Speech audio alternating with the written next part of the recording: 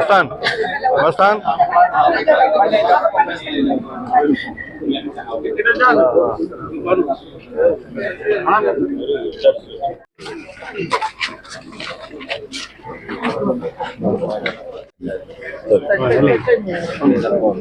We'll be out to put the fire.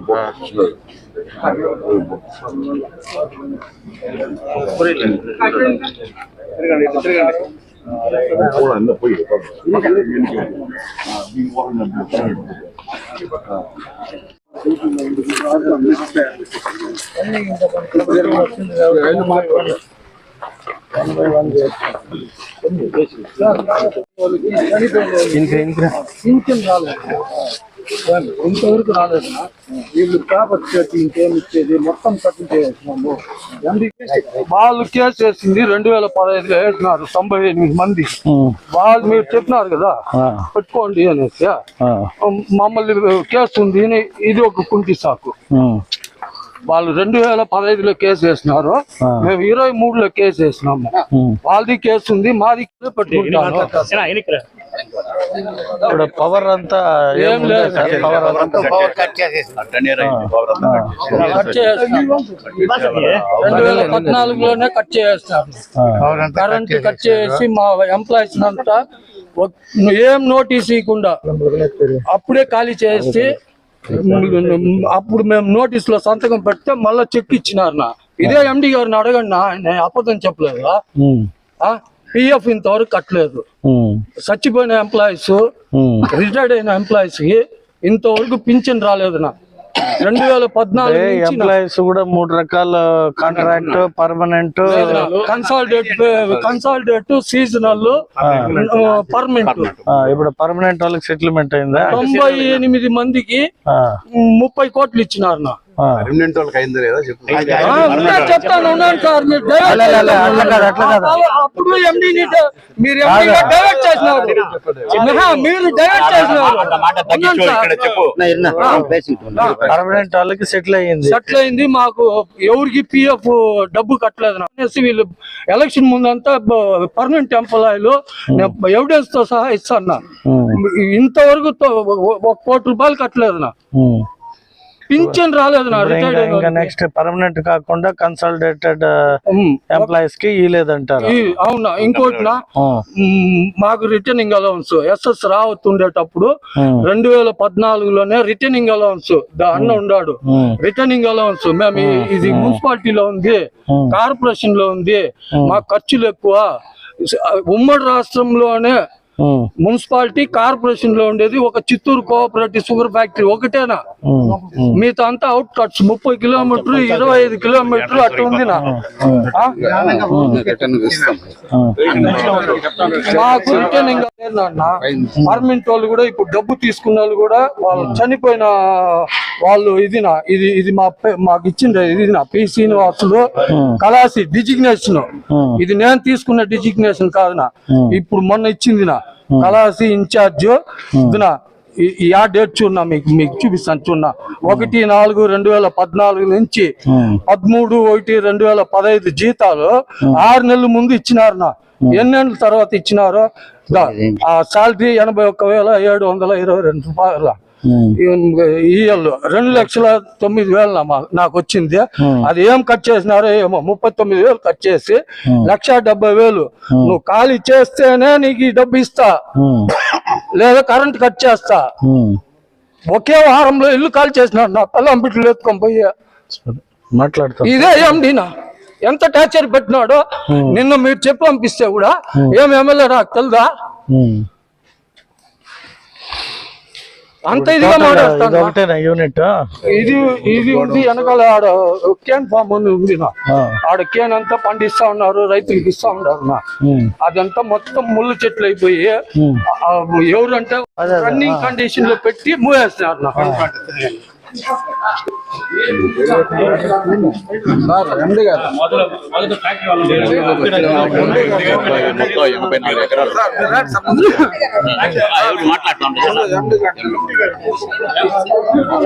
ఇది ఒకటేనా working unit?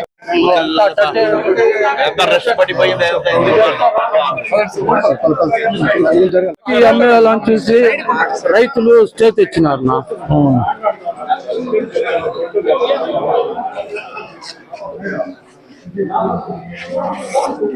ఇదేమే exist బయటికి వెళ్ళిపోయేది వస్తుంది.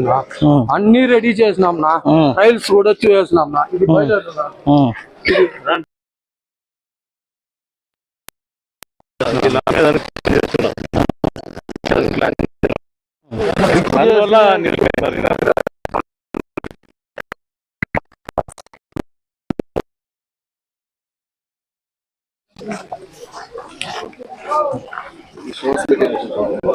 మెటీరియల్ 800 మంది పనిచేస్తా ఉన్నారు. ఎలా జరిగినాయంటే అలా జరిగిన పరిస్థితి ఫస్ట్ షీట్లు బెంచ్ చేసిన షీట్లు 20 ఏళ్ళకి ముందు పర్చేస్ చేసి లోపల వేసింటారు. లోపల చిమ్నీ 20 ఏళ్ళుగా మెటీరియల్ అట్లే ఉంది నా గోడౌన్ లో. 20 ఏళ్ళుగా అట్లే ఉంది నా. ఇది 2014లో మూవ్ వేసినారు. దానికి ముందు ఒక 5 ఏళ్ళకి ముందు తెచ్చినారు. అప్పటి నుంచి ఇప్పుడు లెక్క వేసుకున్నా. అది కూడా పనికిరాదు నా, స్క్రాప్ గేయాల్సిందే నా. కొత్త షీట్లు కొత్త తెచ్చింది. కర్నూలు సాగు ఈ కారణాలు అనేసి మార్చేసినారు నా ఈ షుగర్ ఫ్యాక్టరీ. అందరూ కలుచుకోండి, అందరూ బాగుపడినారు. 365 మంది నాశనం అయిపోయినాము. అడక తింటా ఉన్నారు. వయసు అయిపోయిన వాళ్ళకి మాత్రలకు మందులకు పింఛన్ రాకుండా ఎంత అవస్థ పడతా ఉన్నారంటే అంత అవస్థ పడతా ఉన్నారు. అది ఎది పట్టించుకొని అంటారు నా మేనేజ్మెంట్. అడిగితే మమ్మల్ని దబాయిస్తారు. ఎమ్మెల్యే నాకు తెలుదా, నీకే తెలుసునా? మీరు ఫోన్ చేసి చెప్తే కూడా ఆయన పని చేయనంటే డబ్బు పంచిన నా వెంకటప్రసాద్ ఇక్కడ ఉండే వాళ్ళకి అంతా తెలుసునా. డబ్బు వాడు వెంకటప్రసాద్ ఇప్పుడు డ్యూటీలో ఉన్నాడు, రాలేదు. అడుగు ఎండీని, ఇప్పుడు డ్యూటీలో ఉన్నాడు, రాలేదు. వాడు డబ్బు పంచినా నా కళ్ళ ముందర పంచినాడు అని అరిస్తున్నా.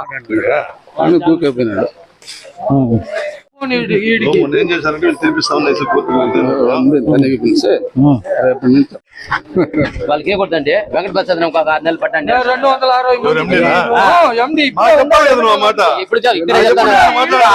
30 ఏళ్ళు సర్వీస్ నాన్న. అది పర్మనెంట్ అయిపోయినారు. మాకన్నా జూనియర్ వాళ్ళకి ఇద్దరికి ఇస్తే మాకు ఒకటికి బయట బోర్డు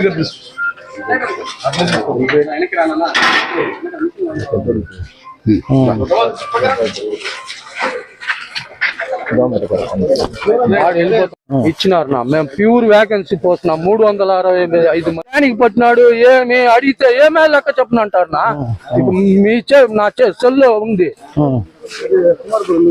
ఆ మార్చి చేసినారు నా ఎండి. దాంట్లో 83లో చేరిన వాళ్ళకి 93లో చేరిన ఒకే గ్రాడ్యుయేట్ వస్తుంది.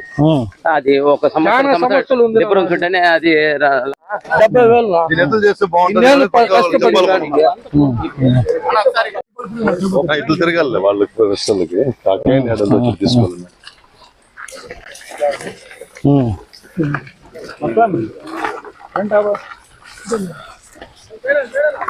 దూరంగా పోయింది. మా కార్పొరేటర్ చెప్పాలి ఇక్కడ ఏం చేయాలి మనం ముందు షుగర్ ఫ్యాక్టరీగానే చేయాలి, అది గుర్తుపెట్టి. పొల్యూషన్ ఎక్కువ సార్. ఏం కాదు మా పొల్యూషన్ అంతా లేదు, అది నెగిటివ్ అనుకోవద్దండి. అట్లంతా పొల్యూషన్ లేదు, అంతా ఫిల్టర్లు అంతా. ఇప్పుడు ముందు షుగర్ క్యాన్ కి షుగర్ ఇది ఉండాలి కదా. ఉంది ఎంత మీకు ఎంత కావాలో చెప్పండి, మేము ఆడిస్తాం. అగ్రిమెంట్ తీసుకున్న చెప్తే మేము ఆడిస్తాం దగ్గరుండి. మా దగ్గరనే ఉందినా, మా దగ్గర ఉందని చెప్తాను. ఫ్యాక్టరీ లేని వల్ల 10 ఏళ్ళు లేకపోతే పెట్టుకుంటారు ఎవరునే కానీ. బయట నిలిపే ఉండాలి. మాడికాయలు చూడు పొద్దు ఈ 30 రూపాయల నుంచి 22 రూపాయలకి వస్తుంది పొద్దు. కార్పొరేషన్స్ అన్నిటిపైన ముఖ్యమంత్రి గారు ఒక రివ్యూ చేస్తారు. వారు ఒక నిర్ణయం తీసుకొని, ఇప్పుడు 10 ఏళ్ళకి ఆగిపోయింది, ఈ రోజు మనం స్టార్ట్ చేయలేం కదా. ఏముందో ఆయన రివ్యూ చేసి ముఖ్యమంత్రి గారి దృష్టికి తీసుకోపోతాం. ఇప్పుడు ఇట్లా అన్యాక్రాంతంగా ఉండేదాన్ని ఏదో ఒక రకమైన మంచి ఎంప్లాయ్మెంట్ వచ్చాక మనం బాగుపడే చూడాలి. కానీ అదే కావాలి అంటే ఇంక 10 ఏళ్ళు అట్టే ఉంటుంది.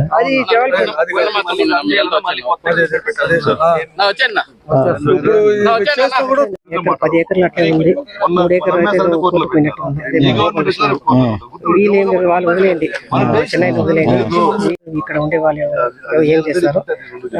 మనము ఒక రెవెన్యూ ఆఫీసర్ అపాయింట్ చేసి ప్రాపర్ ల్యాండ్ ఎంత అలాట్ అయింది, ఎంత పొజిషన్ ఉంది, ఎవరైనా ఎన్క్రోచ్ ఉంటే కూడా ఎన్క్రోచెస్ తీసేసి ప్రాపర్ గా అలాట్ చేపిద్దాం. ఇప్పుడు ఒకవేళ వాళ్ళకి ఏమైనా కావాల్సి ఉంటే కూడా ప్రభుత్వానికి పంపించి అక్కడ నుండి తీసి వాళ్ళకి ఏం కావాలో మనమే చేద్దాం. అట్లా ఆక్యుపెన్సీగా ఉండకూడదు. ప్రాపర్ రికార్డ్ ఎవిడెన్స్ లో వాళ్ళకి అంతా న్యాయం చేద్దాం. ఎవరైతే ఉన్నారో వాళ్ళకి ఏం కావాలన్నా కూడా మనం ప్రొవైడ్ చేద్దాం. ఇక్కడ ఇంకో విషయం 4 ఎకరాలు అప్పట్లో కోల్ ఫారాలకు ఇచ్చినారు ఫ్యాక్టరీ వెనకాల. అది ఎవరు కోల్ ఫామ్ లేదు, ఆ జాగా కూడా ఫ్యాక్టరీదే. నేనేమంటున్నా, ఎనీ ఎన్క్రోచ్ ప్రభుత్వం ఆ రోజు 1962లో పెట్టే రోజు ఎంత ఎక్స్టెంట్ ఆఫ్ ల్యాండ్ ఉన్నిందో అది ఎక్కడ ఉంది అనేది నివేదిక ఇమ్మంటాం.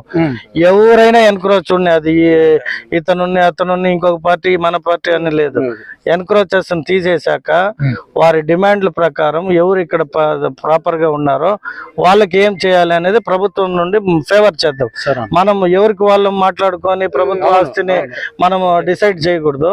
మీరు అన్నట్టు ఏమేమి ఉన్నాయని చెప్తే రెవెన్యూ ఆఫీసర్ అన్ని ఎంక్వైరీ చేస్తాడు, చేసి ఒక నివేదికని అప్పుడు ఇక్కడ ఉన్న ఎండి గారిని కార్మికులను పెట్టుకొని వాళ్ళది ఏం సమస్యను పరిష్కరించి ఫర్దర్ ఏం చేయాలో ముఖ్యమంత్రి గారు నిర్ణయం తీసుకొని మనకు కావాల్సింది ఉన్నదాన్ని ఏదో ఒకటి చేయాలి, ఒక నిర్ణయం తీసుకుంటాం.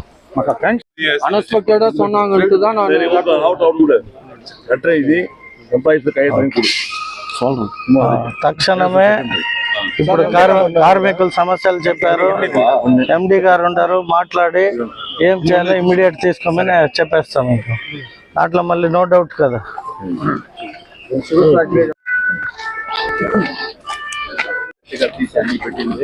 అన్ని వీళ్ళు సరిగా మెయింటైన్ చేయడం అన్ని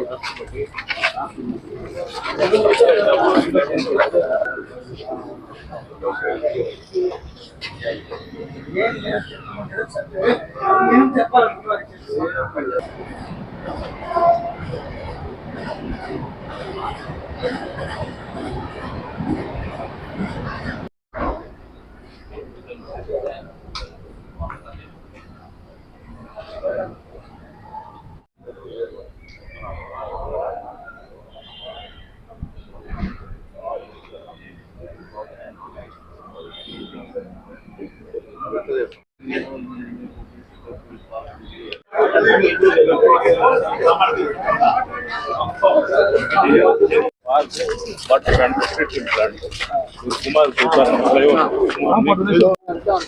అది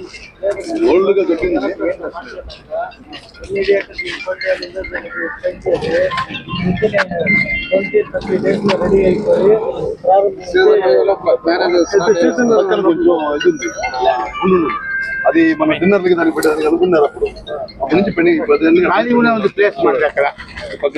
అందరికీ నమస్కారం. చిత్తూరు షుగర్స్ లిమిటెడ్ అనే ఈ సంస్థ గత 10 సంవత్సరాలుగా మూతపడింది.